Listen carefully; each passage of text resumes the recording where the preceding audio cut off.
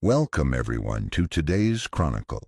Today we delve into an impossible collision of worlds, following the journey of Kal-El the Star Child as he descends into the most unforgiving era of human history. This is a hypothetical fan-made script, not official canon. In a universe where there is only war, can a man defined by hope survive, or will the darkness of the 41st millennium claim even the man of tomorrow stay with us until the very end? To discover the true nature of the golden cage the Inquisition has prepared for such a being. The story begins now. The sky above Ophelia 7 did not break with the grace of a seasonal storm. It tore. High above the soaring spires of the Basilica Plaza, where the air was thick with the cloying scent of a billion sticks of burning incense, the firmament rippled like bruised silk. A screeching sound, more a groan of reality being flayed than a mere sonic boom, drowned out the rhythmic monotone chanting of the millions of pilgrims below. High Gothic prayers were cut short as heads turned upward. They saw it, a streak of incandescent gold and crimson, trailing a wake of ozone that tasted like a coming execution. This was the cosmic breach, a violent intrusion into the stagnant order of the shrine world. The object was small, far too small to be an Imperial drop pod or a fragment of an asteroid. It was a spear of silver burning with a heat that didn't just radiate, it seemed to pulse with an inner life. As it descended, the atmosphere hissed in protest, the air turning white-hot around the vessel. It did not tumble. It corrected its course with a terrifying silent precision that defied the heavy, clunky mechanics of the Imperium. Below the masses of Ophelia, 7 fell to their knees, some screaming of signs and portents, others weeping as they waited for the fire to cleanse them.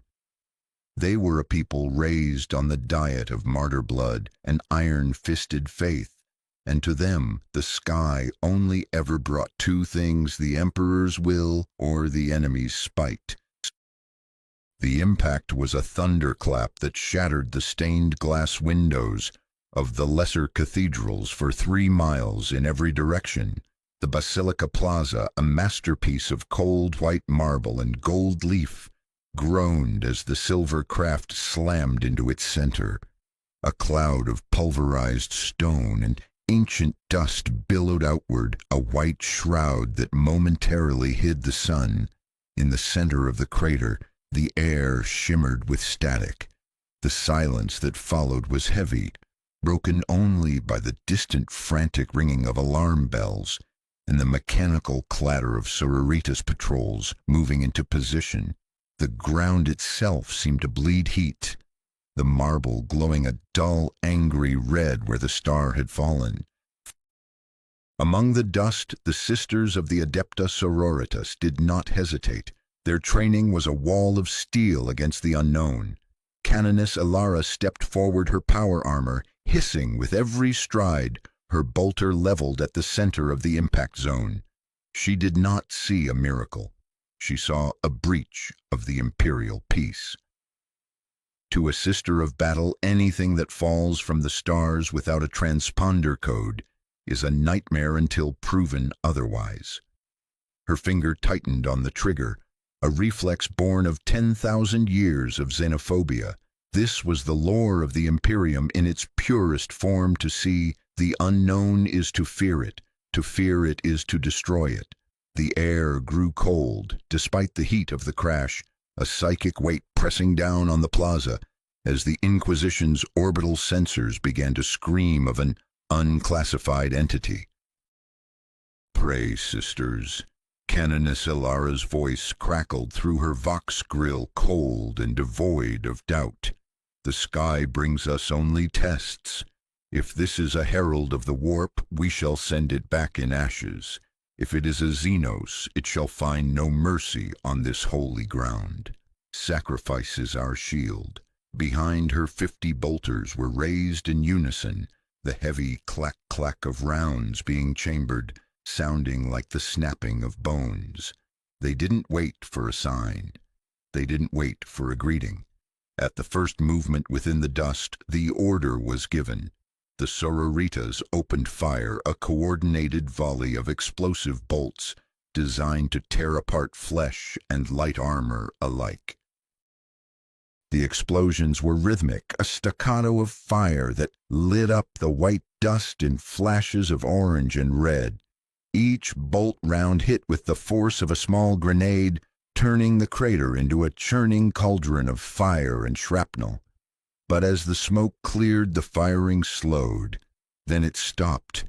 The canoness stared, her eyes widening behind her visor.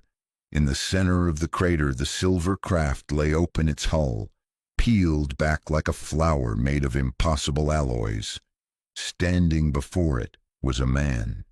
He wore no armor, only a suit of deep cerulean blue that seemed to absorb the light, and a heavy crimson cloak that billowed in the hot wind of the explosions. He did not bleed. He did not flinch.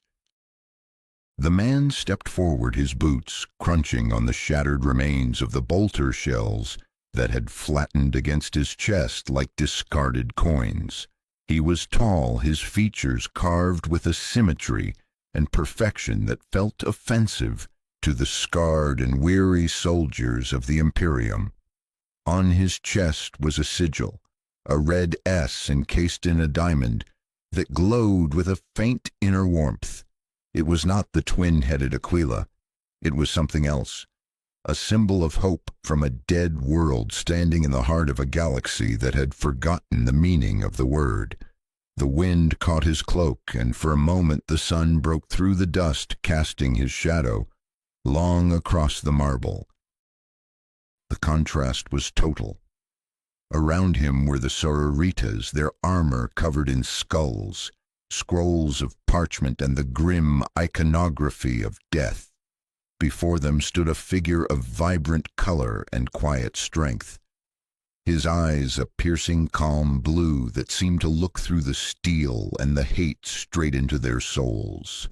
There was no malice in his posture, only a profound, melancholy curiosity. The thump-thump of his heart, a steady, powerful rhythm, was the only sound in the sudden quiet of the plaza, a biological clock ticking in a world of gears and screams. The escalation had reached its first peak, the man of steel had arrived, and the Imperium had no prayer for a god who didn't demand blood. The air in the Basilica Plaza did not merely vibrate, it shattered under the sustained roar of the sororitas' weaponry. To the sisters of battle, hesitation was a precursor to damnation. If their initial volley had failed to fell, the blue-clad figure, the logic of the Imperium, dictated only one response: more fire. Muzzle flashes from 50 bolters illuminated the swirling dust like a hellish strobe light. The explosive shells, designed to penetrate ceramite and detonate within the soft tissue of orcs or traitors, struck the man's chest, shoulders, and brow. They did not pierce. Instead, they blossomed into useless flowers of fire and jagged metal, falling to the ground in a frantic metallic rain. The clink, clink, clink of spent brass casings hitting the marble floor created a rhythmic percussion beneath the thunder of the explosions.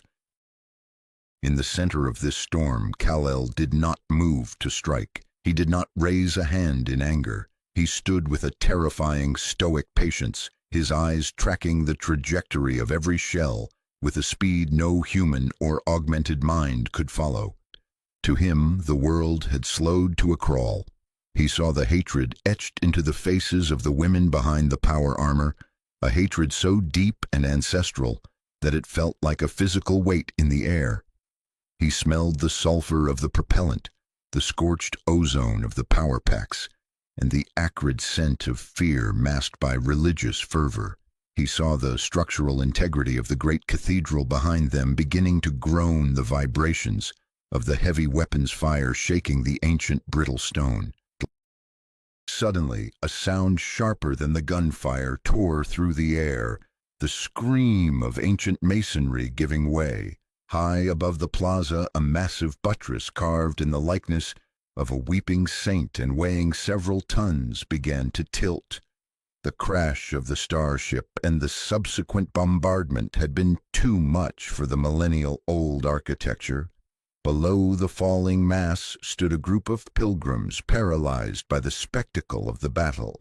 Among them was a young girl, her rags stained with the soot of the hiveworks, her eyes wide with a terror that surpassed her understanding of gods or aliens. She did not run. She simply looked up at the shadow of her impending death. The sisters did not see the falling stone. Their eyes were locked on their target. But Kal-El saw everything. In a blur of movement that defied the laws of inertia, he vanished from the center of the crater. There was no flash of light, no crack of a warp jump, only a sudden violent displacement of air that knocked several nearby sisters off their feet. Before the dust could even settle where he had stood, he was beneath the falling buttress. He did not blast it with heat or shatter it with a blow. He reached out and caught it. The impact of the stone against his palms sounded like a mountain cracking, a dull, heavy thud that sent a shockwave through the marble floor, shattering the tiles beneath his feet. The silence that followed was more deafening than the gunfire. The sororitas stopped firing their bolters, smoking their barrels, glowing a dull red. They stared in a stupor that bordered on a spiritual crisis. A man, no, a being, was holding a piece of the Emperor's cathedral, as if it were a child's toy. The weight was immense enough to crush a rhino transport, yet his arms did not tremble. His suit remained pristine, the red cloak draped over his shoulder like a banner of an unknown empire. He looked down at the child beneath him, his expression softening into something the citizens of Ophelia VII had only ever seen on the faces of the most idealized statues. Gently, with a grace that felt like a mockery of the clumsy, heavy-handed strength of the Imperium's gene warriors, Kal-El set the massive stone down. He placed it with such precision that it didn't even crack the pavement further. He then turned to face the line of warriors, his gaze sweeping over the canoness and her sisters. He did not look at them with the disdain of a Xenos or the madness of a heretic. He looked at them with a profound, weary compassion. When he spoke, his voice was not amplified by voxcasters or psychic resonance, yet it carried to every corner of the plaza, vibrating in the chests of every man, woman, and child present. "Stop," he said. The word was simple, yet it held the authority of a son. "I am not your enemy. I did not come here to spill blood." He spoke in High Gothic, the language of the elite and the holy, but he spoke it with an accent that was ancient and clean, devoid of the harsh mechanical gutturals of the modern Imperium. He took a step forward, and instinctively the sisters retreated. They had been trained to face demons that could rend souls and Xenos, that could phase through walls, but they had never been trained to face a man who was invulnerable, yet refused to kill. Kal-El slowly began to ascend. He did not use thrusters. He simply drifted upward, his feet leaving the cracked marble. He rose until he was level with the great statues of the Primarchs that lined the cathedral walls. He spread his arms slightly, his red cloak catching the updraft of the burning incense pits. In the dim, smog-choked light of Ophelia VII, he looked like an icon come to life, a figure of gold and blue and red, against the oppressive gray of the sky. To the millions of pilgrims watching from the shadows of the hive spires, it was the cosmic breach transformed into a miracle. A low murmur began to rise from the crowd, a sound that made Canoness Alara's blood run cold. It wasn't the sound of a riot, but the sound of prayer. Thousands of people, from the lowly factory serfs to the minor clerics, were falling to their knees. They didn't know his name, they didn't know his origin, but they saw a man who caught the falling heavens to save a beggar child. In a galaxy where the only response to weakness was death, this act was more radical than any heresy. The hope he radiated was a psychic toxin to the order of the Imperium. The sun, usually a pale, sickly disk behind the clouds of pollution, seemed to flare momentarily brighter, reflecting off the S on his chest. It cast a golden hue over the plaza, a light that felt warm and alien to a world that only knew the cold of the void and the heat of the forge. Kal-El looked out over the sea of faces, his super hearing picking up the frantic, irregular heartbeats of a terrified population.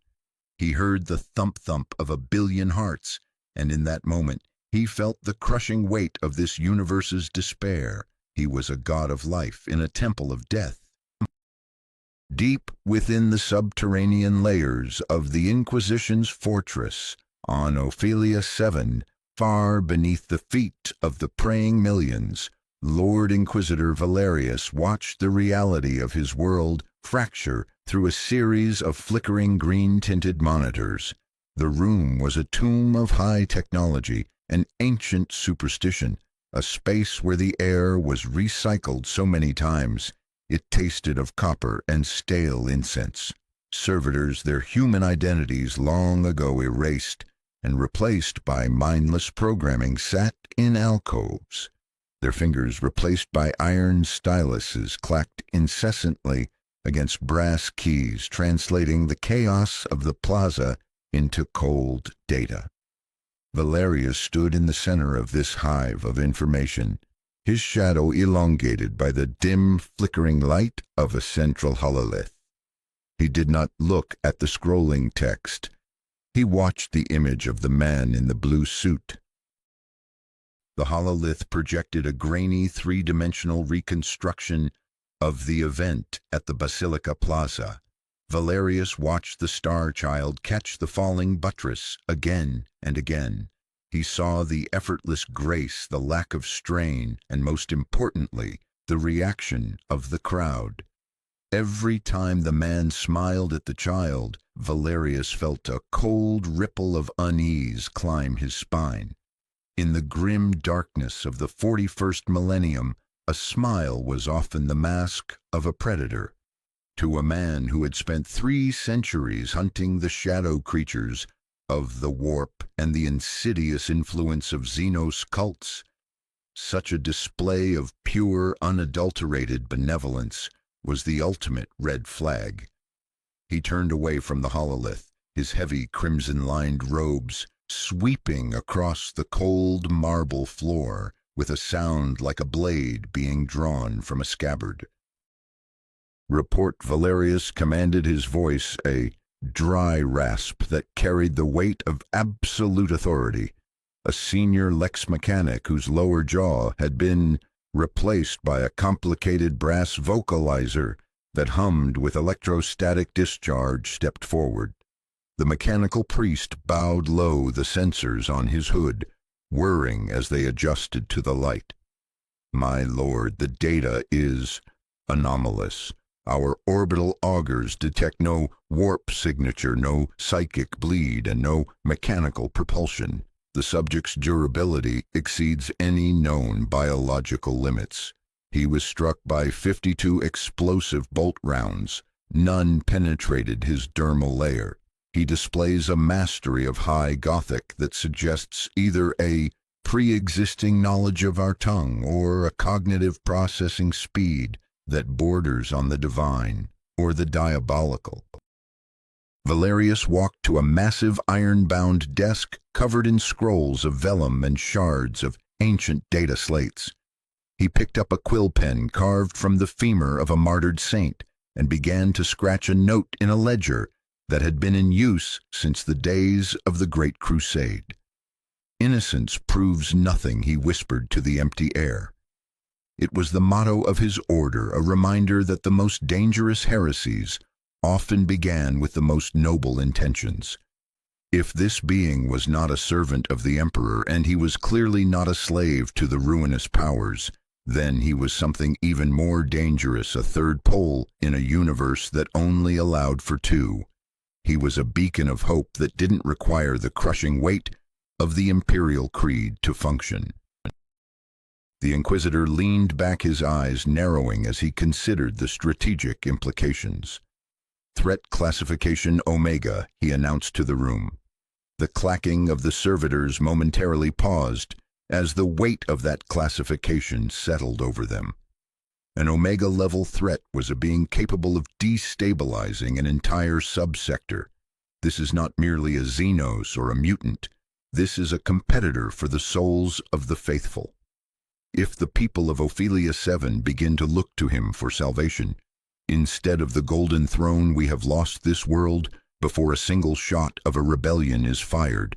Hope is a luxury that leads to complacency, and complacency is the gateway to the warp. We must contain him before the miracle becomes a mandate. And Valerius reached for a Vox unit encrusted with gold filigree and tiny screaming stone faces. "Initiate the Null-Protocol," he ordered. "I want the Sisters of Silence deployed in a triple ring formation around the plaza. If this being is a construct of the warp, I want him stripped of his power, and signal the sanctioned Psykers of the Scholastia Psychona. I want a soul assay performed from a distance. I want to know if he has a spark of the divine or if he is a hollow shell, a void-born mockery of the human form." He paused, his fingers tightening around the Vox unit. "And prepare my personal transport. I will meet this man of tomorrow myself. I want to see the color of his eyes when he realizes what kind of universe he has fallen into." As the Inquisitor made his way toward the hangar, his retinue fell into step behind him. There were stormtroopers in carapace armor, their faces hidden behind skull-faced rebreathers, and a hulking arco-flagellant whose arms were replaced by whip-like coils of electrified wire. The atmosphere in the fortress shifted from bureaucratic tension to the cold, focused energy of a hunt. The very air seemed to grow heavier, the scent of ozone from the fortress's power cores mingling with the sulfurous smell of prepared weaponry. Valerius didn't just want to capture Kal-El, he wanted to dissect the philosophy that allowed a man to be so powerful and yet so restrained. In the Imperium, power was meant to be used as a hammer. This man treated it as a shield, and that to Valerius was the greatest heresy of all. The Null Maidens, the Sisters of Silence, moved through the corridors like shadows. They were pariahs, individuals whose very existence was an affront to the warp. They possessed no souls, and their presence caused a psychic void that made normal humans feel a sense of profound nausea and dread. As they prepared to board their black-hulled transports, Valerius watched them. They were the perfect weapon for this. If Kal-El was a creature of magic, they would wither him. If he was merely a man of flesh and blood, then the Inquisition had other more painful ways of ensuring his cooperation.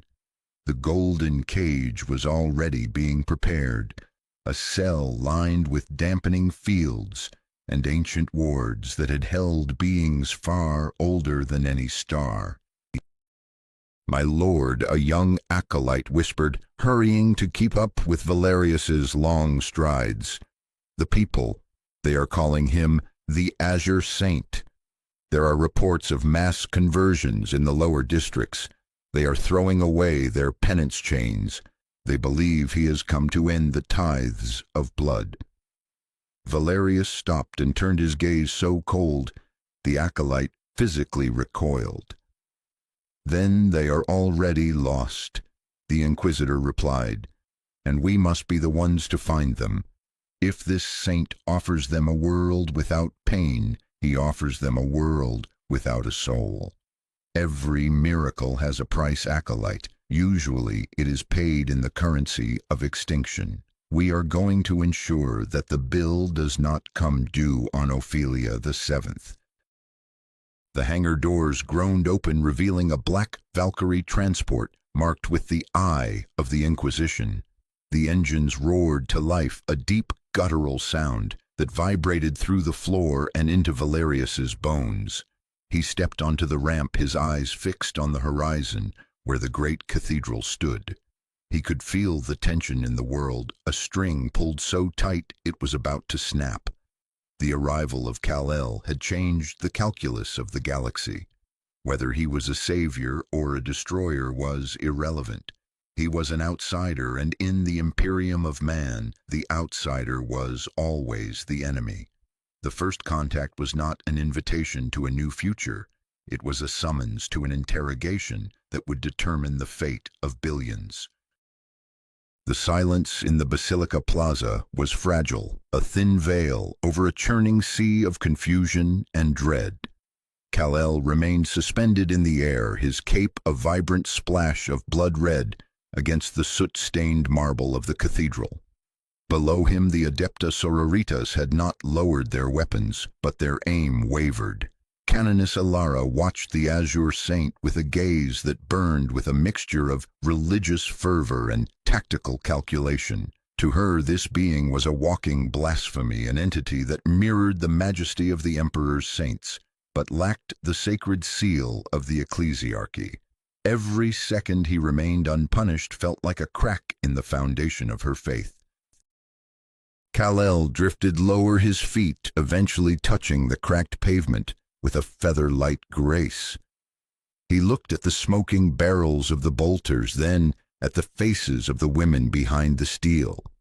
He could hear their whispered litanies, prayers for strength, for the purity of hate, for the courage to die. He recognized the linguistic roots of their speech. It was a fossilized, brutalized evolution of the languages of old Earth, twisted by 10 millennia of religious dogma. He adjusted his vocal cords, projecting a frequency of warmth and sincerity that should have been universal. "I have heard your cries," he said, his voice resonant and clear. "I do not know how I came to this place, but I see your suffering. I see the burden you carry. Put down your weapons. There is no need for more fire." The response was not the peace he hoped for. Silence, Xenos spawn. Alara spat, her voice crackling through her vox grill like the sound of grinding metal. "You speak the holy tongue with a tongue of deceit. You claim to save a child while you mock the divine order of the God Emperor. We are the daughters of his will, and we do not bargain with the shadows of the warp." Around her, the sisters began a rhythmic chant, their voices rising in a dissonant harmony of martyrdom. They were not preparing for peace. They were preparing for a glorious death. In their eyes, Kal-El wasn't a hero. He was a temptation, a test sent to see if their resolve would falter in the face of a beautiful lie. The tension was broken by the roar of descending engines. A black Valkyrie transport marked with the silver Eye of the Inquisition swept over the plaza, its landing thrusters scorching the marble as it touched down. The ramp lowered with a hiss of hydraulics, and a squad of stormtroopers in heavy carapace armor moved out, creating a perimeter of cold, efficient steel. Then came the man Kal-El had sensed since his arrival, a presence that felt like a block of ice in a furnace. Lord Inquisitor Valerius stepped onto the plaza, his long crimson-lined coat trailing behind him, his mechanical eye whirring as it scanned the man of steel. Valerius did not look like a warrior. He looked like an undertaker. His skin was the color of old parchment, stretched tight over a skull that seemed too large for his frail frame. His right arm was a masterpiece of dark iron and brass, clicking with every micro-adjustment. He walked with a heavy rhythmic gait, the metal of his boots striking the stone, with a finality that silenced the chanting sisters. He stopped 10 paces from Kal-El, ignoring the smoking crater and the shattered masonry. He didn't look at the crowd. He looked only at the stranger. The air between them grew heavy, saturated with the smell of old books and the ozone of the Inquisitor's hidden weaponry. A remarkable performance, Valerius said, his voice a dry rasp that seemed to bypass the ears and settle directly in the mind. He didn't use high Gothic. He used a low gutter-speak dialect, as if testing the stranger's adaptability. You catch the falling stones, you heal the sick, and you speak of peace. On 1,000 other worlds, you would be a god. But this is not those worlds. This is the Imperium of Man. Here we have a very specific way of dealing with miracles. He gestured with his iron hand toward the surrounding soldiers. If you bleed, you are human and therefore subject to the Emperor's law. If you do not bleed, you are a monster and therefore subject to his fire. Tell me, stranger, which are you? Kal-El met the Inquisitor's gaze, his own eyes burning with a calm intensity. I am a man who wants to help, he replied, his voice steady. I see a world in pain, and I have the power to ease it. Is that a crime in your empire? Valerius laughed, a short barking sound, devoid of humor. In this empire, help is a regulated resource. Unsanctioned compassion is the first step toward anarchy. You are a variable we did not account for, and we do not like variables. He leaned in closer, the smell of chemical preservatives wafting from his robes. You have a choice. You can continue this display of heroics and force me to turn this plaza into a tomb, or you can come with me. We have much to discuss and very little time before the crowds decide you are their new messiah. Kal-El looked at the pilgrims, many of whom were still on their knees, watching him with a desperate, hungry hope. He knew that if he fought, thousands would die in the crossfire.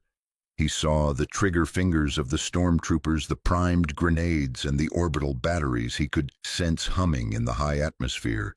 He could destroy them all in a heartbeat, but that would only prove their fears right. To save their lives, he had to surrender his freedom. It was a trade-off he had made 1,000 times before on other worlds, but here the stakes felt heavier, the darkness deeper. I will come, Kal-El said, lowering his head slightly, but do not harm these people. They have done nothing but pray. Valerius signaled to his men, a thin, cruel smile touching his lips. They are praying to the wrong thing, but for now they are safe. Step into the transport, Azure Saint. The golden cage awaits. As Kal-El walked toward the black ship, he felt the psychic weight of the Null Maidens for the first time, a cold, sickening void that tried to swallow his very presence. He didn't lose his strength, but he felt a sense of profound isolation he had never known. The ramp closed, sealing out the light of Ophelia 7 and replacing it with the dim red glow of the Inquisition's interior. The first contact was over. The interrogation of a god was about to begin. The Valkyrie ascended its engine, screaming as it carried the Man of Steel away from the people who already began to whisper his name in their forbidden songs. Below the plaza remained a ruin, a scar on the face of the holy world. Canoness Ilara watched the ship disappear into the smog, her hand gripping her prayer beads so tightly the thread snapped. She knew that the Inquisitor wouldn't kill the stranger, not yet. He would try to break him, to bend that impossible strength to the will of the throne. And she knew with a certainty that chilled her soul that if the Inquisition couldn't own the Star Child, they would burn the galaxy to ensure no one else could. The chamber was not a place of iron racks or glowing brands. Physical pain was a currency the Inquisition knew well, but for a being who could stand unblinking amidst a storm of bolter fire, such methods were beneath contempt. The room was a vast circular void of obsidian-colored stone, lit only by the flickering sickly green light of logic altars and the stuttering glow of ancient hololith projectors. The air was frigid, kept at a temperature that would freeze human breath, and heavy with the scent of sacred oils and the dry, suffocating dust of 10,000 years of bureaucracy. In the center, Kal-El sat upon a cold stone slab, his red cape draped like a pool of blood on the floor. He was surrounded by a humming ring of stasis generators and null emitters that made the very air feel thick as if he were trying to breathe through a shroud of lead. Lord Inquisitor Valerius stood at the edge of the light, his form half hidden by the shifting shadows of the machinery. He did not ask questions at first. Instead, he activated the hololiths. A ghost light erupted in the center of the room, grainy and distorted, showing images drawn from the deepest, most guarded archives of the Forbidden Vaults.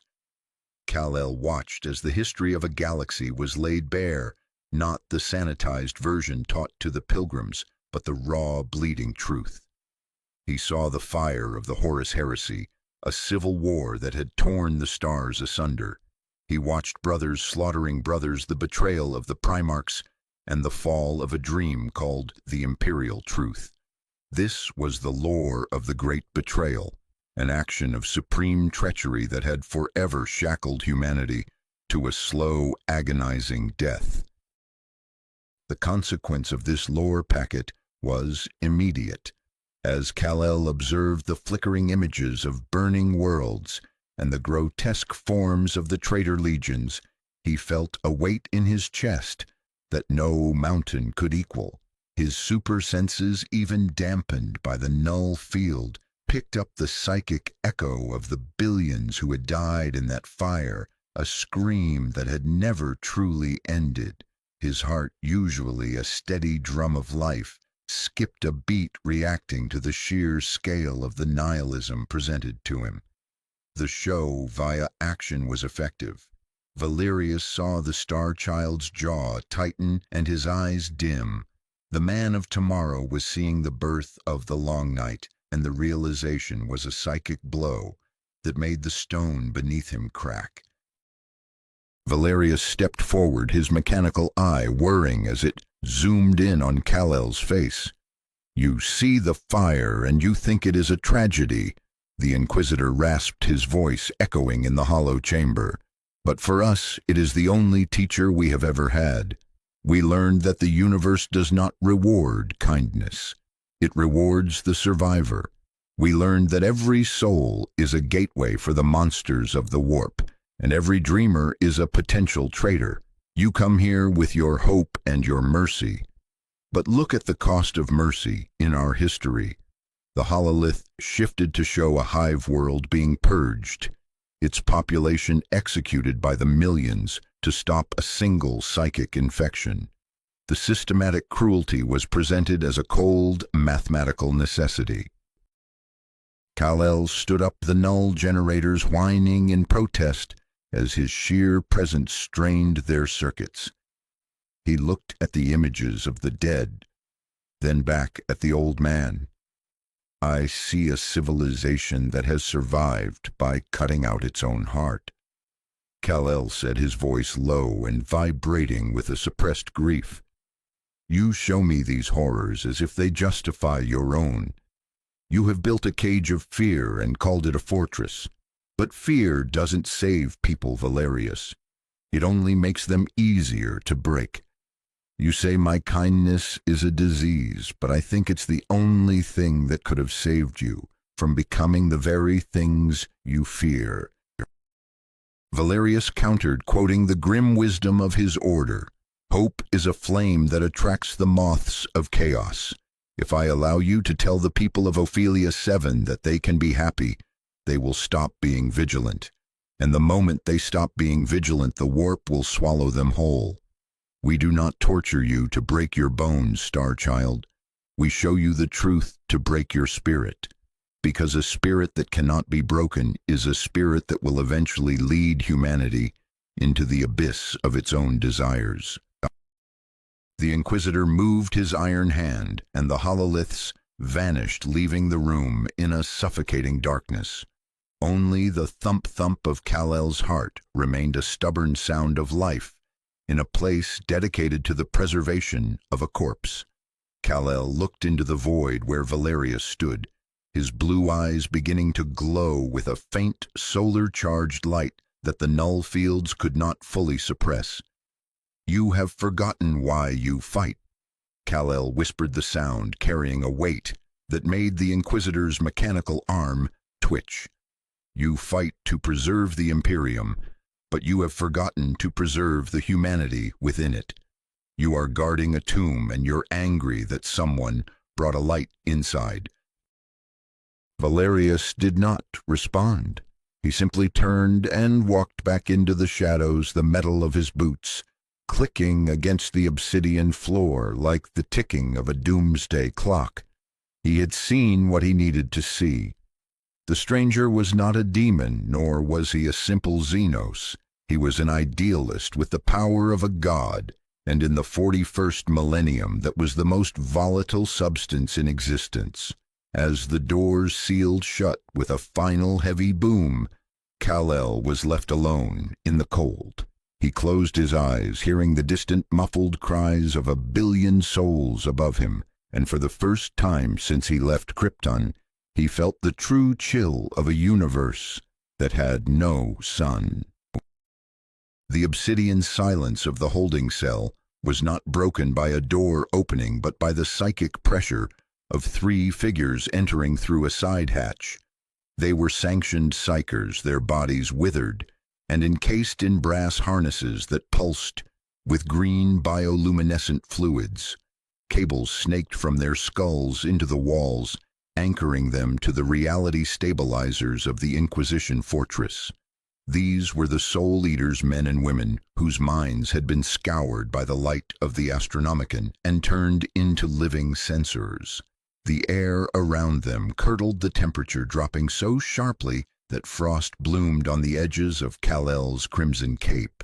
A smell like burnt copper and ozone filled the space, the signature of the warp bleeding into the material world.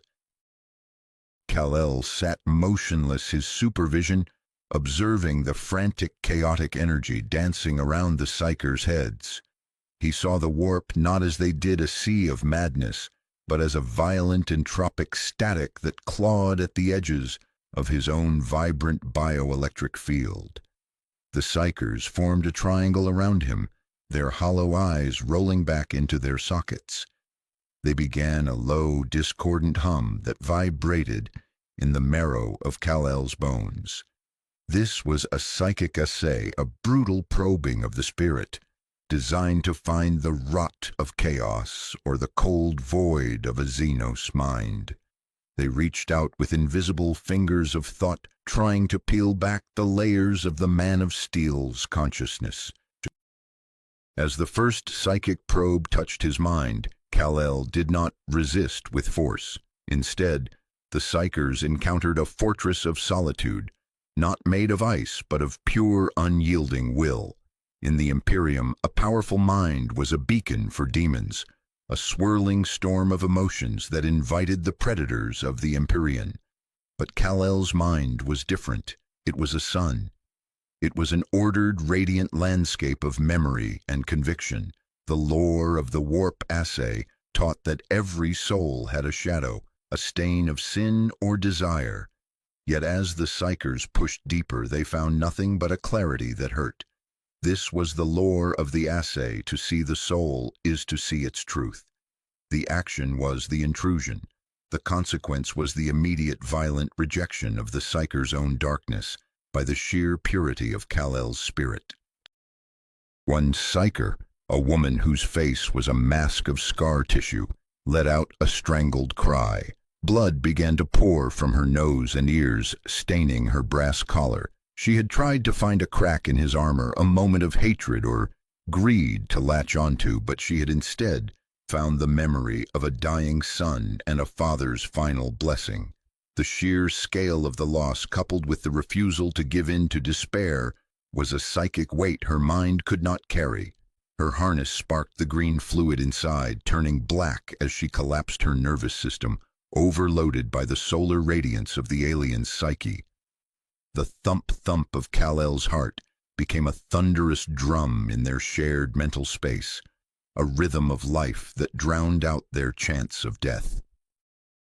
"He has no mark," the lead Psyker wheezed, his voice sounding like dry leaves skittering over stone. His eyes, now clouded with cataracts from the strain, stared at the Inquisitor watching from the observation balcony. "There is no warp taint, no shadow of the great enemy. He is clean, too clean." The consequence was immediate. Valerius felt a cold knot of dread tighten in his gut. A being this powerful who could not be corrupted by the warp was a nightmare for the Inquisition. It meant he was outside their cycle of sin and redemption. He was a perfect being in a universe built on imperfection. To the Inquisition, a saint they did not create was more dangerous than a demon they could name. Kal-El stood up, the pressure in the room dissipating as the Psykers recoiled in fear.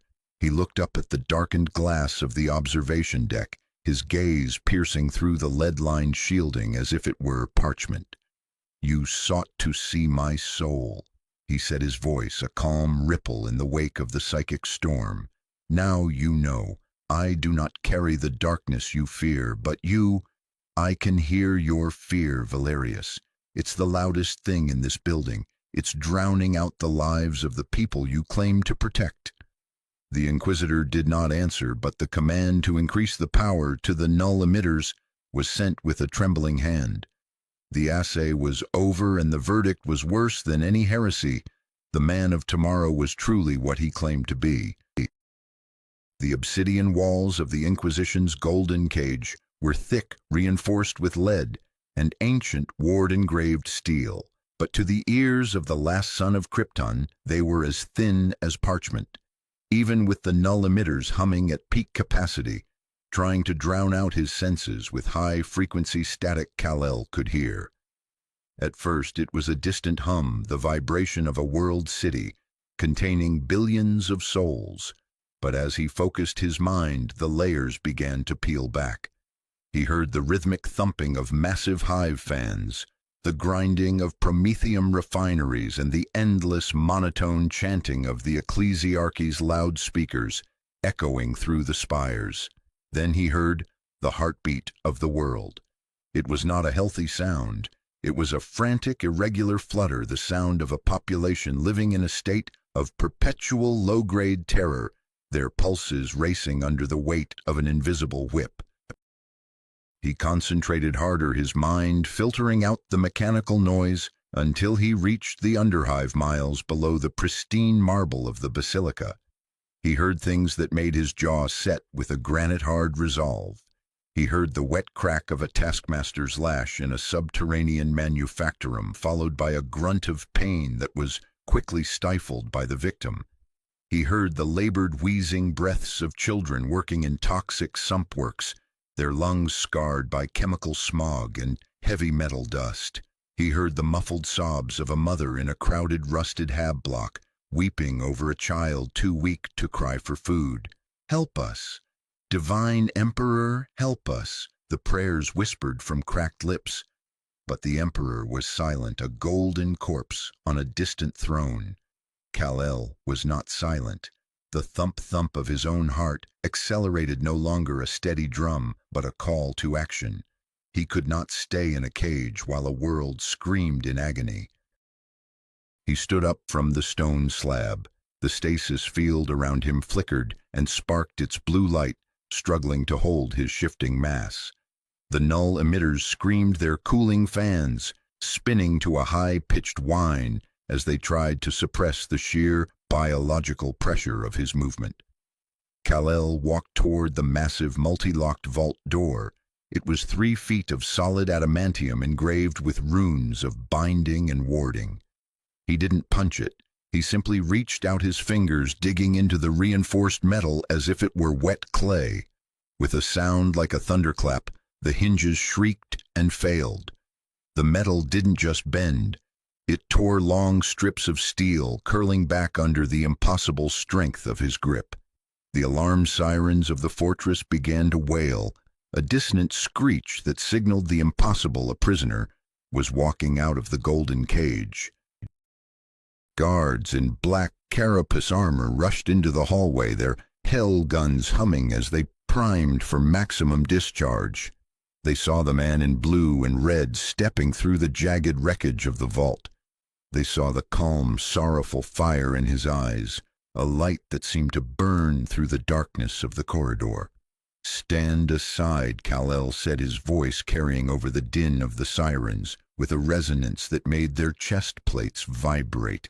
They didn't listen. They were conditioned to obey only the Inquisition. They fired. Beams of concentrated light splashed against his chest and shoulders, illuminating the dark corridor in blinding flashes of red and white. He didn't even slow down. He walked through the concentrated fire as if it were a summer breeze. He didn't strike back. He simply moved through their line with a speed that left them stumbling in his wake. He reached a reinforced ventilation shaft, punched through the intake grate, and launched himself upward into the darkness. He broke through the thick smog layer of Ophelia 7 like a spear of blue light, shattering the sound barrier with a crack that rippled through the upper spires. Below him the hive city stretched out in all directions, a sprawling vertical nightmare of rusted metal Gothic spires and flickering neon propaganda. It looked like a cancer on the earth, its arteries pulsing with the slow, sluggish movement of millions of workers. Kal-El didn't head for the palaces of the governors or the cathedrals of the cardinals. He dove. He plunged into the shadows of the underhive, where the sun never reached, and the air was thick with the smell of recycled water, industrial grease, and rot. He landed in a district known as the Sump End, a place where the light of the Imperium was a distant legend, and the law was whatever the gang bosses decreed with fire and iron. The people there didn't scream when he landed. They were too exhausted, too broken by generations of toil to feel shock. They saw a man in a bright red cloak descend from the heights, his boots touching the filth-choked ground with a feather-light grace. He walked to a communal water font that had long ago run dry and placed his hand on the rusted, corroded pipe. With a gentle exertion, he cleared a blockage miles upstream and used his heat vision to weld the cracked joints shut with surgical precision. Within seconds, clean, clear water, a luxury unseen in these depths, for centuries began to pour out. Then he moved to a nearby infirmary, a sagging tent filled with people dying of lung rot. He didn't use medicine. He used his speed to stabilize their collapsing shelters and his breath to clear the toxic fumes from the room. Word spread through the underhive, faster than a plague. They called him the Red Cloak, the Azure Saint, the Man of the Depths. For the first time in their lives, these people felt something other than the crushing weight of their tithes and the fear of the shadows. They felt seen, they felt helped. But as Kal-El looked into their eyes, he saw a dangerous transformation. They were dropping their imperial prayer beads. They were looking at him not as a fellow man, but as a new idol to replace the old one they had been forced to worship. He had come to free them, but in their desperation, they were building a new altar in their hearts. And high above on the observation decks of the spire, Lord Inquisitor Valerius watched the data feeds, his face pale in the green light of the monitors. "He is curing the symptoms," Valerius whispered, "while he creates the ultimate infection, hope." Kal-El stood in the middle of a crowded, light-starved plaza, holding a starving infant in his arms. The child's breathing was finally steady, the fever broken by the cooling touch of his super breath. Thousands of gaunt, gray-skinned workers were pressing in, trying to touch the hem of his cloak, their faces alight with a terrifying, ecstatic joy. But in the shadows of the surrounding hab blocks, The glint of sniper scopes and the red dots of target designators began to appear. The Inquisition was moving into quarantine, the miracle with fire. Kal-El heard the clicking of the safeties, the hushed commands of the stormtroopers, and the distant heavy rumble of Leman Russ tanks being deployed. The war for the soul of Ophelia the Seventh had begun, and the price of his mercy was about to be measured in blood. The great bells of Ophelia 7 did not ring for prayer this day. They rang for alarm, a rhythmic iron-tongued clanging that vibrated through the very marrow of the world. In the gilded halls of the Ecclesiarchy's High Synod, the air was suffocating thick with the smoke of 1,000 guttering candles and the frantic whispered debates of the cardinals. They were men of power, their bodies encased in robes of heavy silk and gold thread, their skins smelling of expensive oils and the rot of age. Before them lay data slates showing the Azure Saint moving through the underhive. To some he was the Emperor's will, made flesh a living saint sent to test their resolve. To others he was the ultimate deception, the false idol foretold in the darkest prophecies. He grants them bread without penance, he heals without the sacrifice of blood. Cardinal Ignis roared, his voice cracking with a mixture of terror and outrage. He slammed a withered fist onto a table of carved obsidian. This is the lore of the Imperial cult. Faith is forged in the furnace of suffering. By removing their pain, he removes their need for the God Emperor. He is not a savior. He is a spiritual parasite feeding on the gratitude of the weak. The consequence of his words was a ripple of fearful agreement. In the Imperium, mercy was a luxury the faith could not afford. To allow the masses to believe that salvation could be free was to invite the collapse of the entire social order. The schism was no longer a theoretical debate. It was a fire spreading through the spires. Miles below, in the light-starved canyons of the underhive, the S sigil had begun to appear everywhere. It was painted in glowing chemical waste on the sides of rusted hab blocks, scratched into the flesh of workers' forearms, and etched onto the iron gates of manufactorums. Kal-El moved among them, a streak of blue and red in a gray world. He heard the thump-thump of his own heart, but it was being drowned out by the sound of a new devotion. A woman fell at his feet, clutching a shard of scrap metal she had fashioned into his likeness. "Save us, Lord!" She rasped, her eyes wide with a terrifying, hungry light. Kal-El reached out to lift her up, but she recoiled as if his touch were too holy to bear. He realized then that he had not brought them freedom. He had merely given them a new master to fear and adore. Lord Inquisitor Valerius stood on the command bridge of a soaring basilica tower, watching the deployment of the Astra Militarum. Columns of Leman Russ tanks rumbled through the upper plazas, their engines a low, predatory growl. Battalions of stormtroopers, their faces hidden behind skull masks, moved in lockstep, their hellguns humming with lethal intent. Valerius didn't look at the soldiers. He looked at the maps of the hive's infrastructure. He saw the fault lines of the city, the points where a single spark could turn a riot into a planetary civil war. "The Cardinal is right about one thing," Valerius whispered to his shadow. "The people will follow the hand that feeds them until that hand is cut off. Prepare the heavy ordnance. We will isolate the underhive. No one goes in, and nothing, not even a miracle, comes out." The atmospheric pressure over Ophelia 7 began to shift, not from natural weather, but from the arrival of shadows in the high orbit. Far above the smog clouds, a small, jagged fleet of ships, their hulls adorned with blasphemous runes, and the flayed skin of their victims began to exit the warp. These were the word-bearers, the dark priests of chaos, who fed on the very discord Kal-El's presence had created. They didn't come to conquer, they came to harvest.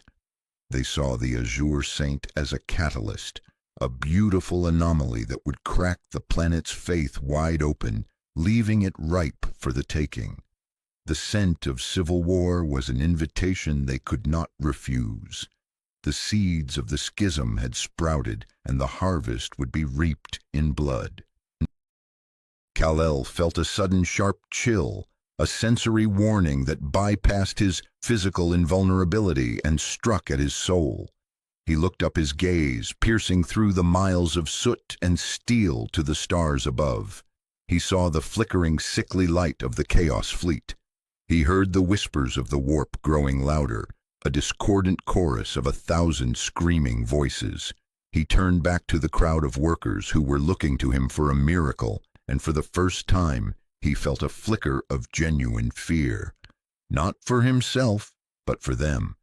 He had wanted to give them hope, but in this universe hope was the bait that led the wolves to the fold. The trap was closing, and the man of steel was the one who had set it. The sky above Ophelia 7 did not just darken, it bruised. The pale, smog-filtered sunlight was suddenly choked out by an unnatural, swirling vortex of violet and bruised crimson. This was the cosmic breach in its most terrifying form, a localized rupture in the veil of reality. High above the spires, the jagged cathedral-like hulls of the word-bearers' fleet positioned themselves like vultures. Great orbital chains were lowered from the heavens, and with a roar that felt like the planet itself was screaming, the first wave of Dreadclaw drop pods ignited. They fell like infected boils lanced from the skin of the firmament, trailing streamers of black smoke and balefire that smelled of sulfur and ancient drying blood. The air became thick with a static charge that made every citizen's hair stand on end, a precursor to the slaughter that was about to unfold. The first pods did not hit the military garrisons. They slammed into the hab blocks of the mid-spire, the very areas where the cult of the Azure Saint was most fervent. The impact was catastrophic, the sheer kinetic energy vaporizing thousands of pilgrims in an instant. From the twisted, hissing wreckage stepped the word-bearers, monstrous warriors in crimson power armor, etched with unholy glowing script. They did not just kill, they performed a ritual of desecration. They moved with a predatory, inhuman grace, their chain axes roaring to life with a sound like a starving beast. They began to round up the survivors, not for execution, but to be used as living shields and sacrifices. They chained the weeping faithful to their tanks and banners, a mockery of the martyrs the Imperium so highly prized. In the command center of the Inquisition's orbital fortress, Lord Inquisitor Valerius watched the tactical display turn red. His mechanical eye whirred frantically, calculating the rate of infection. He saw the word-bearers using the hope Kal-El had planted as a focal point for their sorcery. To Valerius, the planet was already dead. It was now merely a question of how much of the enemy's fire he could consume with it. He turned to a terminal encased in gold and human bone, the controls for the exterminatus protocols. This was the lore of the final sanction, the belief that it is better for 1 billion innocents to die in the Emperor's light than for a single soul to fall to the dark gods. He began to input the override codes, his iron fingers clicking against the keys with a cold, rhythmic finality. "My lord," a junior officer stammered, his face pale in the flickering red emergency lights. "The Azure Saint. He is still down there. He is fighting them in the mid-districts. If we fire the cyclonic torpedoes now, we kill him too." Valerius did not pause. "Good," he rasped. "Let him die as a martyr for a world he broke. His existence is a variable that the Imperium cannot afford to keep. If he survives the fire, he is a demon. If he dies, he was a mistake. Launch the first stage of the atmospheric purge. Burn the air, burn the heretics, and burn the hope that brought them here." Outside the fortress, the massive silos of the orbital batteries groaned open, revealing the sleek black shapes of world-killing missiles. Deep within the mid-spire, Kal-El was a blur of blue and red. He moved with a speed that made the word-bearers look like they were trapped in amber. He tore the chain axes from their hands and crushed their helmets. With his bare fingers, his expression one of focused, righteous fury. But for every Chaos Marine he felled, 100 civilians were dragged into the shadows. He heard the screams of the chained men on the tanks, their heartbeats fluttering like dying birds. And then his superhearing picked up a sound from above the ignition of the orbital batteries. He looked up, his vision piercing the clouds of war, and saw the black spears falling from the heavens. They weren't aimed at the enemy ships. They were aimed at the heart of the city. Kal-El realized in a heartbeat what Valerius had done. The Inquisitor wasn't trying to win the battle, he was trying to erase the battlefield. The man of steel launched himself upward, a sonic boom shattering the nearby Gothic windows. He became a streak of light racing against the falling missiles. He reached the first torpedo while it was still miles above the spires. He didn't blow it up, he caught at the sheer friction of the descent, turning his gloves to ash as he redirected the massive weapon's momentum. He veered off, slamming the torpedo into a barren mountain range far from the population centers. But as he looked back, he saw 5 more streaks of fire descending. The Inquisition had declared its judgment, and Kal-El stood alone between the fire and the people he had sworn to save. The sky over the mid-spire did not merely rain fire, it bled. As Kal-El descended from the upper atmosphere, his crimson cape was a streak of defiance against the bruised violet of the cosmic breach. He slammed into the central plaza of the Pilgrims' quarter, the impact sending a shockwave that buckled the reinforced iron flooring and momentarily silenced the screaming sirens. He did not land as a conqueror but as a shield. Before him stood a phalanx of word-bearers, their power armor, the color of dried gore, etched with glowing silver runes that seemed to crawl across the ceramite like insects. These were the dark apostles of the 17th Legion warriors, who had traded their souls for the power of the word. The air around them was thick with the scent of old parchment and the metallic tang of drying blood. The word-bearers did not hesitate. They opened fire with their bolters, the explosive shells streaking through the air in a staccato of orange light. To the eyes of the Kryptonian, the world slowed to a crawl. He saw the rotation of each leaden slug, the microscopic cracks in the casings, and the malicious intent behind every trigger pull. He moved with a speed that defied the laws of momentum, his body a blur of blue and red. He wove through the storm of fire, his hands catching the bolts mid-air and crushing them into harmless sparks of metal and propellant. The sound of his movement was a constant low-frequency hum, the sound of reality being displaced by his sheer physical presence. He was the man of steel, an anomaly of pure, uncorrupted matter in a sector that was beginning to dissolve into the warp. He reached the first line of the traitor Astartes. With a grace that made their gene-enhanced reflexes look clumsy, he struck. He did not use his fists to kill, he used his palms to disarm. He tore a massive roaring chainsword from a word-bearer's grip and crumpled the serrated blade into a useless ball of iron with a single squeeze. The sound of the ceramite plate shrieking under his grip was like the dying cry of a mechanical beast. He pushed them back, his strength so absolute that even the 1,000-pound warriors were sent skidding across the marble like pebbles. Yet for every one he neutralized, 2 more stepped forward, their voices joined in a dissonant rhythmic chant that made the stone beneath Kal-El's feet begin to vibrate with an unholy frequency. "You are a beautiful lie, Starchild." The lead dark apostle roared, his voice amplified by a vox grill encrusted with the teeth of martyrs. He raised a massive Crozius arcanum that pulsed with a sickly purple warp light. Once we sought the truth in the light of the Great Crusade, only to find a corpse on a throne. Now we find it in you. Your hope is the finest spice for the gods of the Imperium. Every heart you fill with light is a vessel waiting to be shattered for our glory. This was the lore of the word-bearers. They did not merely seek to kill. They sought to corrupt the narrative of the universe. They saw in Kal-El the ultimate catalyst for a planet-wide fall into madness. By saving these people, he was making their souls more radiant and thus more delicious to the entities that hungered in the dark. The battle escalated as the word-bearers deployed their most cruel tactic.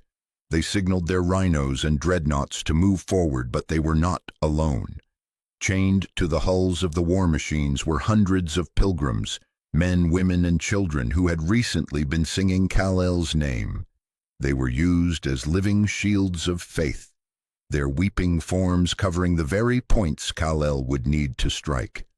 The Dark Apostle stepped behind a group of trembling orphans, his chain axe resting inches from their throats.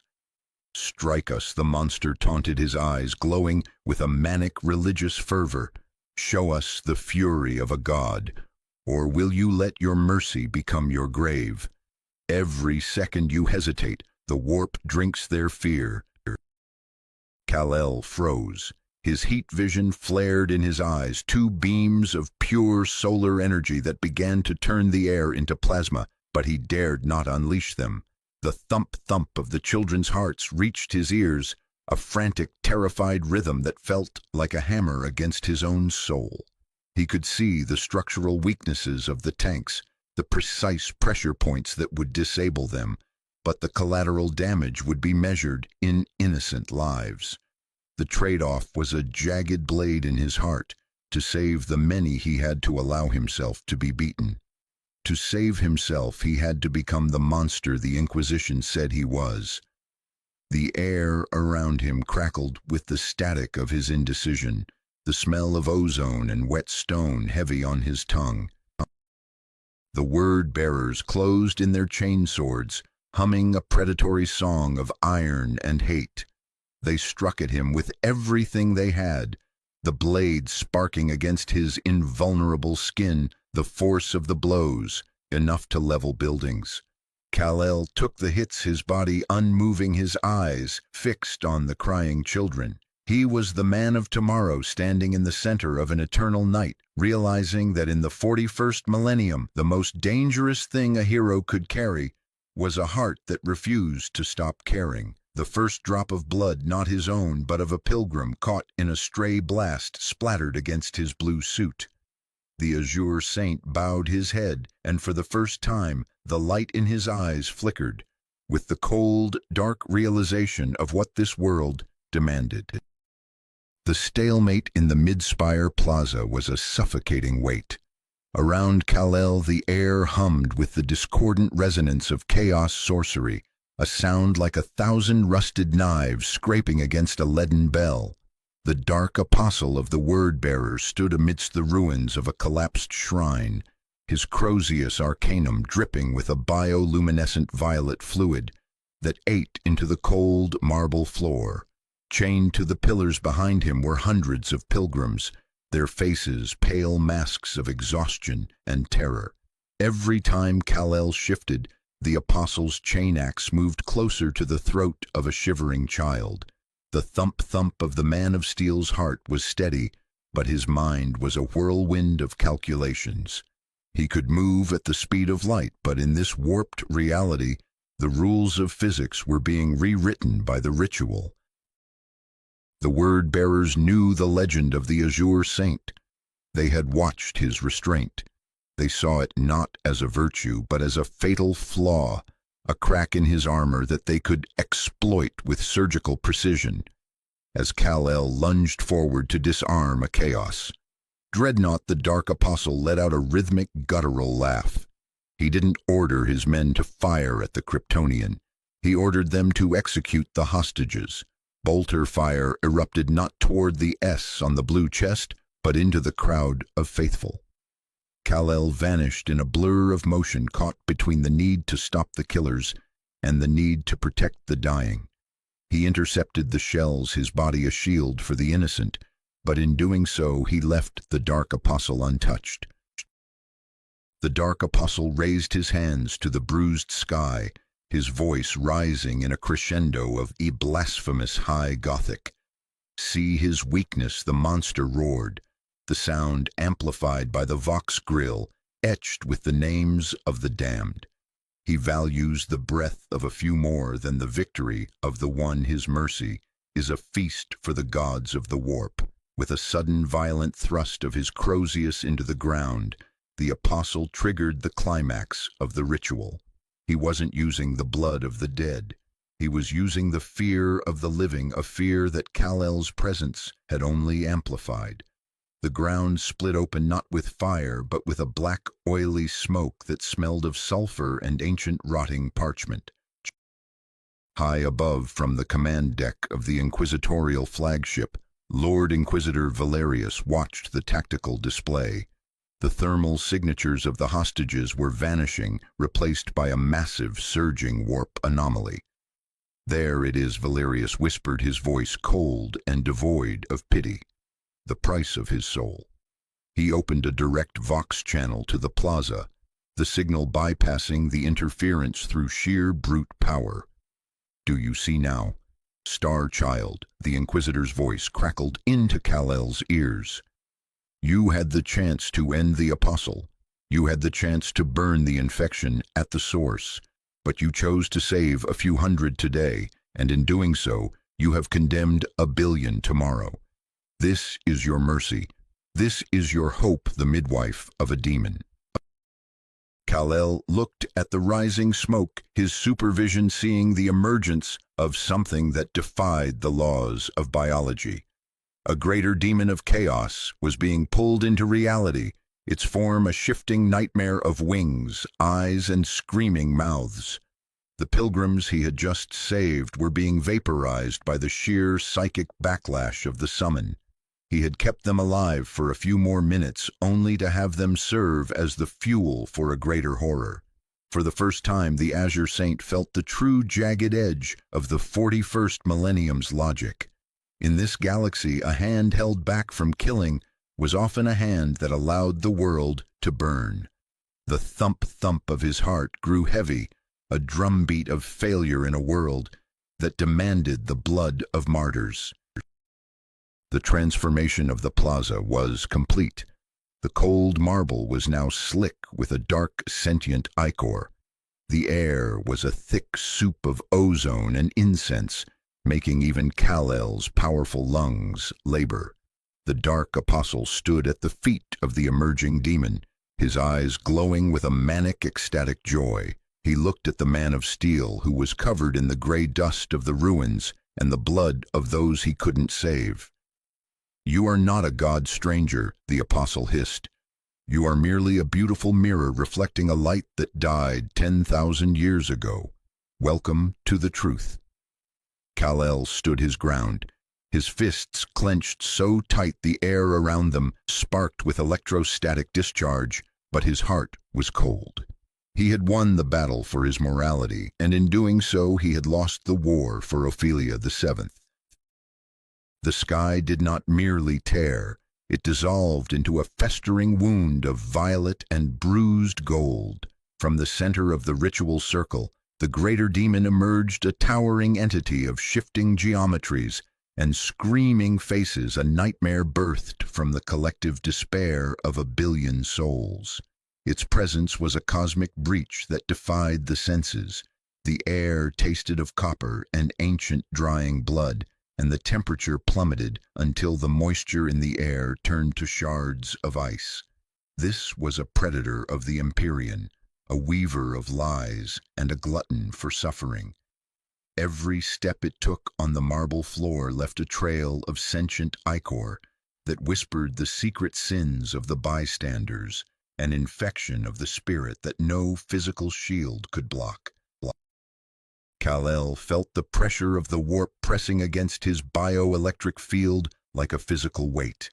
The lore of the demon was written in the very air. To face such a beast was to face the abyss within oneself. He saw the survivors of the previous skirmish cowering in the shadows, their minds fracturing as they looked upon the entity.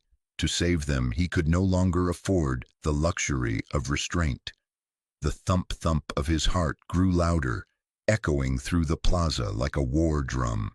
He realized that in this universe, his mercy was a shield made of glass. To protect the future, he had to unleash the fury of a sun. He inhaled the air in the plaza, rushing into his lungs with the force of a vacuum, and his eyes ignited with a solar-charged brilliance that cut through the violet gloom. The man of steel launched himself not with the grace of a savior, but with the violence of a collapsing star. He shattered the sound barrier instantly, the resulting sonic boom leveling the remaining pillars of the plaza. He became a blur of blue and red, moving at speeds that rendered the demon's supernatural reflexes obsolete. He didn't just strike the creature, he collided with it as a kinetic weapon of mass destruction. Each blow was a thunderclap that rippled through the foundations of the hive city. The demon shrieked a sound that bypassed the ears and tore at the soul, but Kal-El did not falter. He was a pillar of absolute order, striking a being of pure chaos, and the friction of their conflict turned the air into a roaring vortex of white-hot plasma and ozone. The escalation reached its breaking point. Realizing the creature was tethered to the reality of Ophelia 7 by the fear of the people, Kal-El did the unthinkable. He accelerated beyond the limits he had set for himself on Earth. He became a streak of light circling the entity 1,000 times a second, creating a localized vacuum that stripped the demon of its atmospheric anchor. Then he delivered the final strike, a punch, delivered with the focused momentum of a moon. The impact was a blinding flash of white light that eclipsed the sun. There was no blood, no gore, only the sound of reality snapping back into place. The greater demon was not killed. It was atomized, its essence scattered back into the warp by a force of pure physical will. The saint was gone. Only the weapon remained. When the light faded and the dust of 1 billion pulverized stones settled, the silence was more terrifying than the battle. A quarter of the Mid-Spire district lay in ruins, leveled by the sheer wake of Kal-El's power. He stood in the center of a glass-smooth crater, his suit scorched, his red cape tattered and gray with ash. He looked for the people he had saved, his super hearing, searching for a sigh of relief. Instead, he heard only the sound of thousands of people weeping in terror. They were not restacking their prayer beads. They were cowering in the wreckage, hiding their faces from him. To them, he was no longer the Azure Saint. He was a new kind of terror, a force so absolute it made the Inquisition's tyranny look mercifully small. A lone guardsman, his armor cracked and his eyes wide with a hollow shell-shocked stare, pointed a trembling finger at the man of steel. That is not the strength of man, the soldier whispered, his voice cracking. That is the fire of the abyss. It is witch fire. The sentiment spread like a contagion through the survivors. They looked at the ruins of their homes, the missing skyline, and the stranger who stood amidst the destruction. The trade-off was complete. Kal-El had destroyed the demon, but in doing so, he had destroyed the last vestige of their trust. He had become the false idol the cardinals warned about. He stood alone, a god of gold in a world of lead, realizing that his greatest victory was his most profound defeat.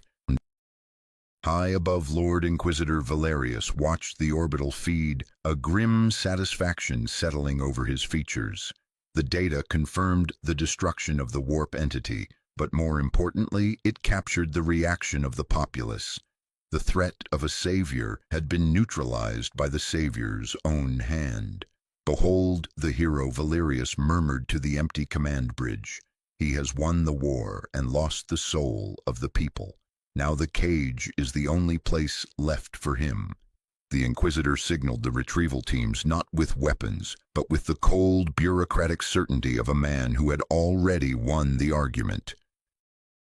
The dust of a pulverized city did not settle so much as it drifted a gray shroud for a world that had forgotten the color of the sky.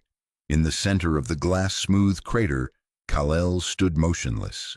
The air was frigid, the heat of his battle with the demon having vanished into the void, leaving only the scent of scorched marble and the biting tang of ozone. His crimson cape was tattered, the fabric heavy, with the ash of a million prayers. He did not look like a conqueror. He looked like a man standing at the end of time. Around him the ruins of the mid-spire groaned, twisted iron beams creaking in a cold wind that carried no warmth. The thump-thump of his heart was the only rhythm in a landscape of silence. From the edge of the crater, a figure emerged. It was not a tank nor a squad of elite stormtroopers, but a single man in a heavy fur-lined coat of deepest crimson. Lord Inquisitor Valerius walked with a rhythmic clack-clack of his mechanical leg against the fused stone. He carried no weapon in his hands, only a small iron-bound book. He stopped 10 paces from the man of steel, his mechanical eye whirring as it adjusted to the dim light of the dying fires. Valerius looked at the destruction, the leveled hab blocks, the missing skyline, and the thousands of cowering souls in the distance. He did not look angry. He looked vindicated. "Do you see them, Star-Child Valerius?" asked his voice, a dry rasp that carried easily in the unnatural stillness. He gestured with a withered hand toward a group of survivors huddling behind a shattered pillar. They were not restacking their prayer beads. They were staring at Kal-El with eyes filled with a raw, primal terror. You came to save them from a demon, and you succeeded. But look at what you have left behind. You have not given them peace. You have given them a new nightmare. You have shown them a power that makes their laws, their faith, and their lives irrelevant. To them, you are not a savior. You are an extinction event with a human face. Kal-El looked at the survivors. He saw a mother shielding her child's eyes from him, as if he were a solar flare that would blind the innocent. "I only did what was necessary," he said, his voice vibrating with a suppressed grief. "The demon would have consumed them all. I gave them a chance to live." Valerius shook his head slowly. "You gave them a chance to survive, but you took away their reason for existing. The Imperium is built on the belief that only the Emperor can protect. You have broken that monopoly. If you stay, you will become their new god. And in this galaxy, gods do not bring peace. They bring crusades. They bring holy wars. They bring the very thing you claim to hate." The Inquisitor stepped closer, the smell of ancient vellum and chemical preservatives wafting from his robes. "This is the price of your hope," Valerius whispered. "In a universe of eternal war, hope is a volatile fuel. If you stay, the people will divide. Some will worship you, others will hunt you. Families will kill each other over the right to name you. The ecclesiarchy will declare you a living saint or the ultimate heretic.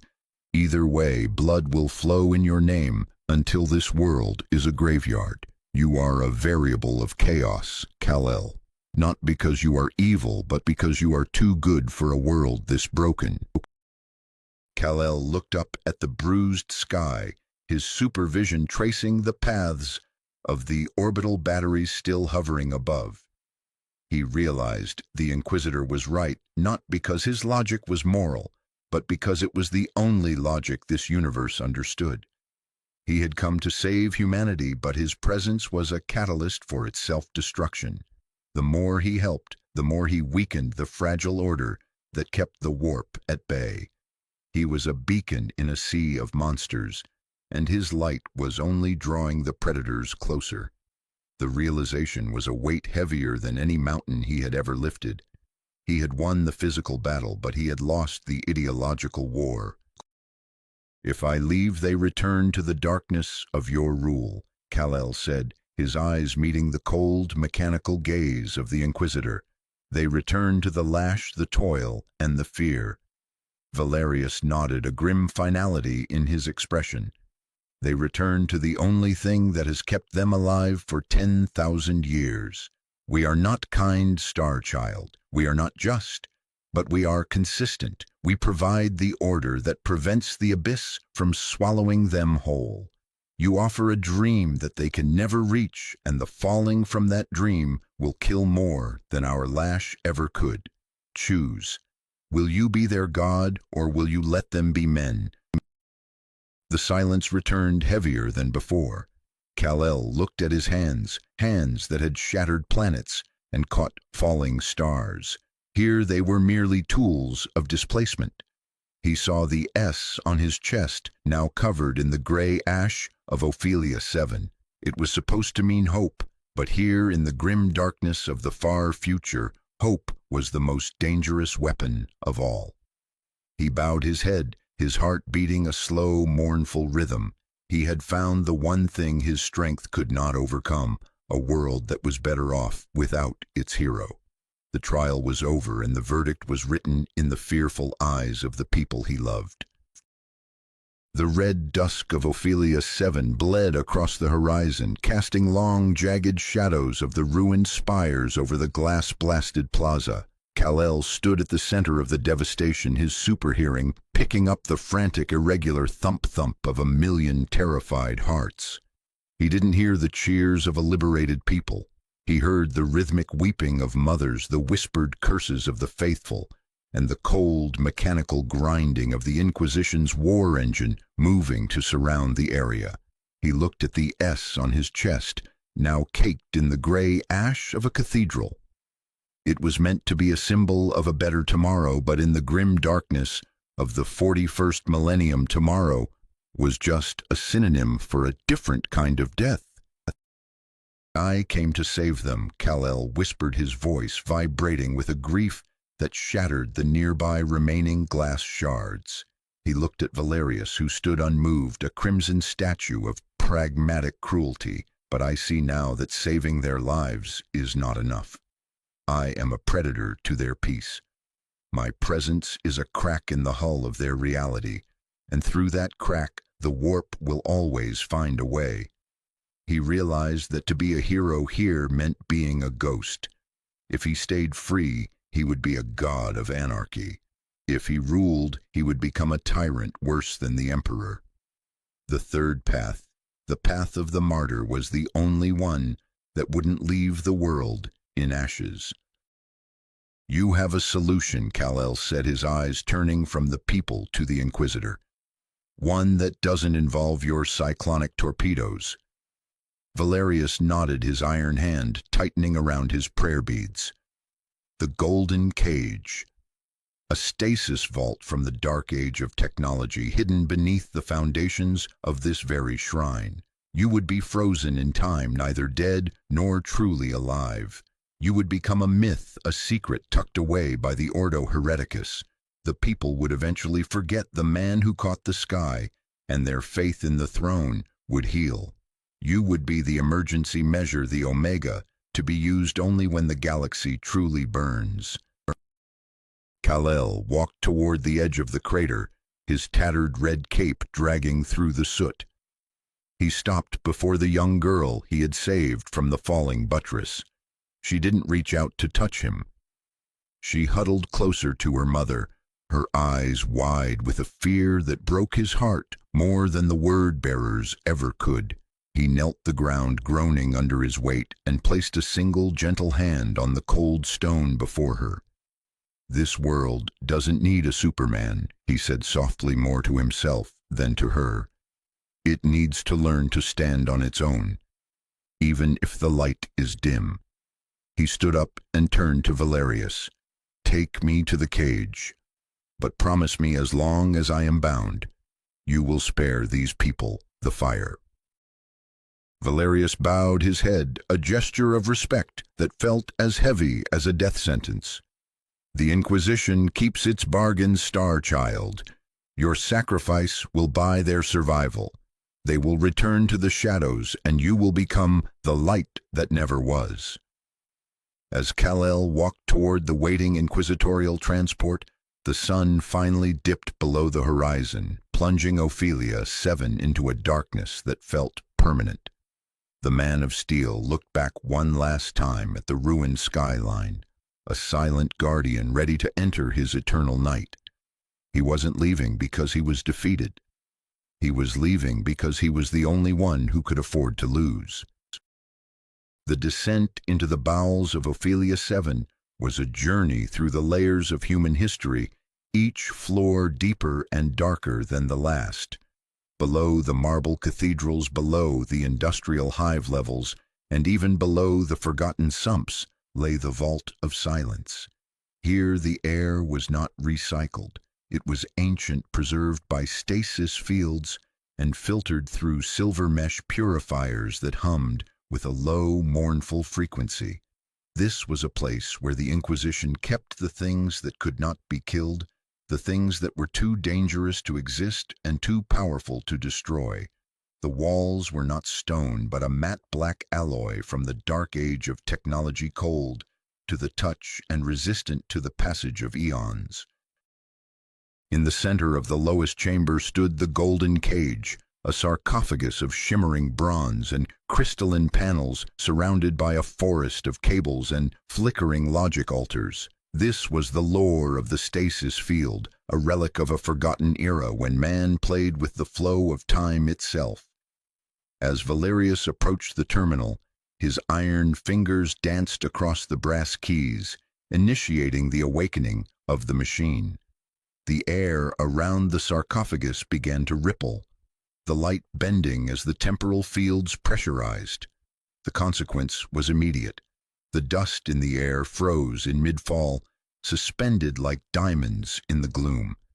The machine didn't just hold a body, it paused the universe for whoever stepped inside. Kal-El stood before the open chamber, his tattered red cape trailing on the cold floor. He looked at the crystal glass, seeing his own reflection, a man of another age, an alien of hope in a galaxy of despair. He could hear the thump-thump of his heart, a steady, lonely drumbeat that felt like the last vestige of the old world. He wasn't afraid of the sleep, he was afraid of the world he was leaving behind. He knew that the moment the glass closed, he would become a secret, a ghost in the machine of the Imperium. But he also knew that his freedom was the fuse that would ignite this planet, and his sacrifice was the only way to blow it out. Valerius watched him, the green light of the monitors reflecting in his mechanical eye. "You are the greatest threat I have ever faced, Star Child." The Inquisitor said, his voice softer than it had been in the plaza. "Not because of your strength, but because of your heart. If I let you stay, you would make us better. And being better is a luxury the Imperium cannot afford until the last war is won. You are the man of tomorrow, but today belongs to the shadows." He gestured toward the chamber. "The field will maintain your cells. You will not age. You will not dream. You will simply be until the day the Emperor himself calls for a miracle that even he cannot provide." Kal-El stepped into the sarcophagus. The interior was lined with soft white light that smelled of ozone and rain. As he settled onto the platform, he looked one last time at the Inquisitor. "Protect them, Valerius," he whispered, his voice vibrating through the black walls. "If you use my absence to tighten the lash, then my sacrifice was for nothing. Give them a reason to look at the stars without fear." The Inquisitor didn't answer. He simply pulled the lever. The crystalline door slid shut with a hiss of pressurized gas. The thump-thump of the Kryptonian's heart slowed, then drifted, then stopped frozen in a single eternal moment of defiance. The hum of the stasis field reached a crescendo, then settled into a quiet, rhythmic pulse. Through the translucent glass, Kal-El looked like a statue carved from sapphire and marble, his face peaceful, his S-sigil glowing faintly before the temporal lock took hold. Valerius stepped back, his mechanical arm clicking as he began the final sealing protocols. He marked the file as Classification Omega, a secret to be buried under a mountain of lies. As the lights in the vault dimmed, the Inquisitor felt a strange cold void in his chest. He had captured a god to save a world, but as he turned to leave, he wondered if he had just locked away the only thing that could have truly saved them all. A century had passed over Ophelia VII, like a heavy rusted tread crushing the memories of a single day beneath the weight of 10,000 more prayers. The Hive City remained a vertical tomb of iron and Gothic ambition, its atmosphere a permanent shroud of gray smog and chemical rain. The Inquisition's purge had been absolute. Every data slate, every Vox recording, and every witness who had spoken too loudly of the Azure Saint had been erased or reconditioned. The great cathedral plaza had been rebuilt, the glass-smooth crater filled with fresh, cold marble, and topped with a towering statue of the Emperor, his sword raised to strike down the unknown. To the billions who toiled in the depths, the sky was just a source of ash, and the stars were merely points of distant, uncaring fire. Yet in the deepest, most light-starved corners of the Underhive, where the law of the Lex Imperialis was a whisper, and the dark was a constant companion, something survived. It was not a movement or a rebellion, but a silent, persistent myth. A veteran soldier, his body scarred by a dozen wars, and his mind clouded by the fog of age, sat in the corner of a crowded hab-block. In his trembling, calloused hand, he clutched a small, jagged piece of blue stone, a fragment of the shattered plaza marble from 100 years ago. He had spent his life guarding it, hideously afraid of the Ordo Hereticus, yet unable to cast it away. To him, the stone wasn't just mineral, it was a relic of the day the thump-thump of a god's heart had made the world feel small. I saw him, the old man whispered to the flickering light of a single tallow candle, his voice a dry rustle of parchment. He didn't wear the skulls of our fathers. He didn't ask for our blood. He just caught the falling stones and looked at us as if we mattered. Beside the stone lay a crudely carved piece of scrap metal bent into a shape that resembled a diamond-enclosed S. It was a forbidden icon, a sign of the ultimate heresy. In the Imperium, hope was a psychic poison that invited the warp, a bait for the wolves of the Empyrean. The veteran knew this. He had seen worlds burn for less. And yet, as he closed his eyes, he saw the red cloak against the gray sky, and for a fleeting second, his heart beat in time with a memory that refused to die.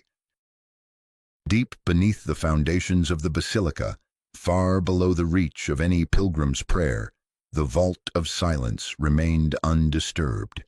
The air here was perfectly still, devoid of dust or scent. The only sound was the low electrostatic hum of the stasis field, a vibration that had not changed in 100 years. Inside the golden cage, the man of steel remained frozen in a single moment of quiet dignity. His eyes were closed, his expression peaceful, as if he were dreaming of a sun that had not yet set. The S on his chest caught the faint blue glow of the stasis emitters, a spark of vibrant color in a world of absolute gray. He was an Omega asset, a secret buried by a man who had been dead for 70 years, waiting for a tomorrow that the galaxy seemed determined to prevent. The camera of time zooms out away from the cold vault, and the dying soldier up through the layers of the hive and into the vacuum of space.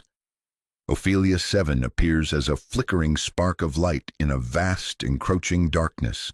Around it, the galaxy is a swirling vortex of fire and war, 1,000 worlds burning under the shadow of the Great Rift, a billion souls screaming for a savior who cannot come. The Imperium of Man continues its slow, agonizing march toward the end, fueled by the blood of the faithful and the fear of the unknown. And yet, deep in the heart of that dark machine, there is a small blue light that does not flicker. It is the light of a promise kept, a hero who chose silence to save a world that didn't know how to love him. The story of the Star Child is a reminder that even in the grim darkness of the far future, the greatest power is not the bolter or the blade, but the choice to remain human when the universe demands you be a monster. Hope is indeed a dangerous thing. It is the friction that keeps the wheels of fate from turning too fast. As long as the man of tomorrow sleeps in his golden cage, the galaxy remains a dark place, but it is a place where a miracle is still possible. For in the end, the light does not need to fill the room to change it. It only needs to exist. In your opinion, did Kal-El make the right choice by surrendering to the stasis field? Or should he have fought to change the Imperium by force, even if it meant a galactic civil war? What do you think the Inquisition would do if they were forced to wake him up during a Black Crusade? Share your thoughts and theories in the comments below. Thank you for watching this Chronicle of the Man of Steel in the 41st millennium. If you enjoyed this legendary narrative, don't forget to like and subscribe to join us for more journeys into the grim darkness of the far future. Until next time, remember, the Emperor protects, but hope never truly dies.